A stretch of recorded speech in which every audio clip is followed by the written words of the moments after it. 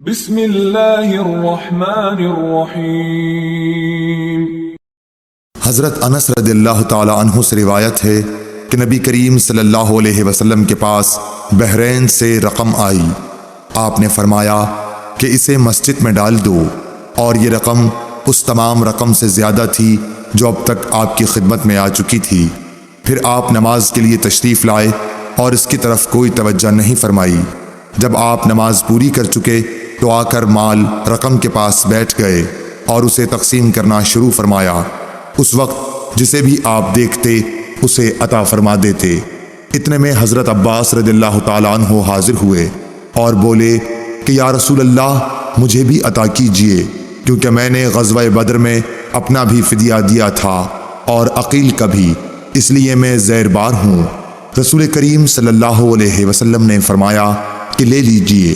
انہوں نے اپنے کپڑے میں روپیہ بھر لیا اور اسے اٹھانے کی کوشش کی، لیکن وزن کی زیادتی کی وجہ سے وہ نہ اٹھا سکے اور کہنے لگے یا رسول اللہ، کسی کو فرمائیے کہ وہ اٹھانے میں میری مدد کرے۔ آپ نے فرمایا نہیں، یہ نہیں ہو سکتا۔ انہوں نے کہا کہ پھر آپ ہی اٹھوا دیجئے۔ آپ نے اس پر بھی انکار کیا۔ تب حضرت عباس رضی اللہ تعالی عنہ نے اس میں سے تھوڑا سا گرا دیا اور باقی کو اٹھانے کی کوشش کی، لیکن اب بھی نہ اٹھا سکے۔ پھر فرمایا کہ یا رسول اللہ، کسی کو میری مدد کرنے کا حکم دیجئے۔ آپ صلی اللہ علیہ وسلم نے انکار فرمایا تو انہوں نے کہا کہ پھر آپ ہی اٹھوا دیجئے، لیکن آپ صلی اللہ علیہ وسلم نے اس سے بھی انکار کیا۔ تب انہوں نے اس میں سے تھوڑا سا اور روپیہ گرا دیا اور اسے اٹھا کر اپنے کندھے پر رکھ لیا اور چلنے لگے۔ رسول اللہ صلی اللہ علیہ وسلم کو ان کے اس حرص پر اتنا تعجب ہوا کہ آپ اس وقت تک ان کی طرف دیکھتے رہے جب تک وہ ہماری نظروں سے غائب نہیں ہو گئے، اور آپ بھی وہاں سے اس وقت تک نہ اٹھے جب تک کہ ایک چونی بھی باقی رہی۔ صحیح بخاری حدیث نمبر 421۔ حضرت انس رضی اللہ تعالیٰ عنہ سے روایت ہے، وہ کہتے ہیں کہ میں نے رسول اللہ صلی اللہ علیہ وسلم کو مسجد میں پایا۔ آپ کے پاس اور بھی کئی لوگ تھے۔ میں کھڑا ہو گیا تو آن حضور صلی اللہ علیہ وسلم نے مجھ سے پوچھا کہ کیا تجھ کو ابو طلحہ نے بھیجا ہے؟ میں نے کہا جی ہاں۔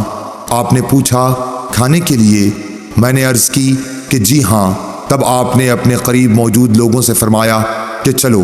سب حضرات چلنے لگے اور میں ان کے آگے چل رہا تھا۔ صحیح بخاری حدیث نمبر 422۔ ابن شہاب نے سہل بن سعد سعدی سے روایت کی ہے کہ ایک شخص نے کہا یا رسول اللہ، اس شخص کے بارے میں فرمائیے جو اپنی بیوی کے ساتھ کسی غیر مرد کو بدفعلی کرتے ہوئے دیکھتا ہے، کیا اسے مار ڈالے؟ آخر اس مرد نے اپنی بیوی کے ساتھ مسجد میں لعان کیا اور اس وقت میں موجود تھا۔ صحیح بخاری حدیث نمبر 423۔ محمد بن ربی نے عقبان بن مالک سے جو نابینا تھے روایت کیا ہے کہ نبی کریم صلی اللہ علیہ وسلم ان کے گھر تشریف لائے۔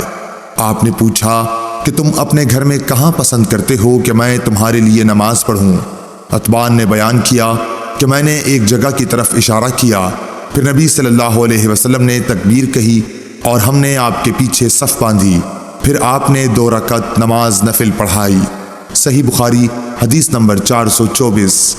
محمد بن ربی انصاری سے روایت ہے کہ عتبان بن مالک انصاری رضی اللہ تعالیٰ عنہ رسول اللہ صلی اللہ علیہ وسلم کے صحابی اور غزوہ بدر کے حاضر ہونے والوں میں سے تھے۔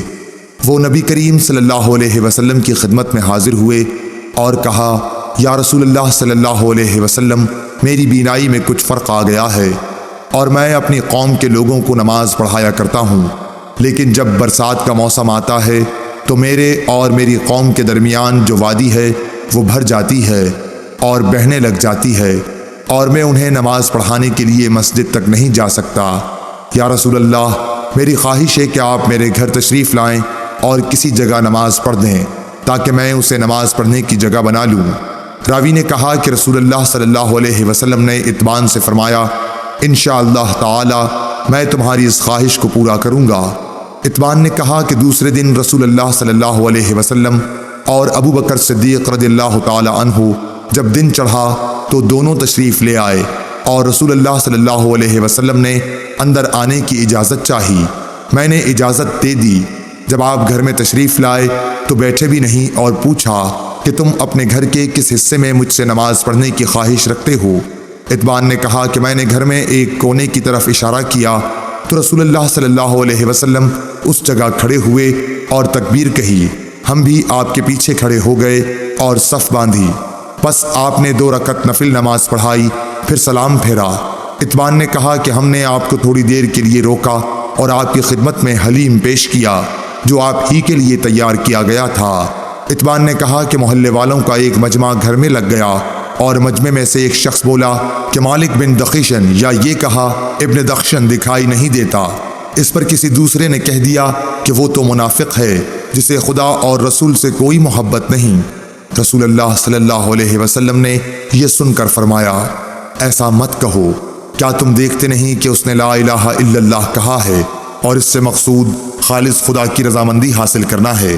تب منافقت کا الزام لگانے والا بولا کہ اللہ اور اس کے رسول کو زیادہ علم ہے، ہم تو بظاہر اس کی توجیہات اور دوستی منافقوں ہی کے ساتھ دیکھتے ہیں۔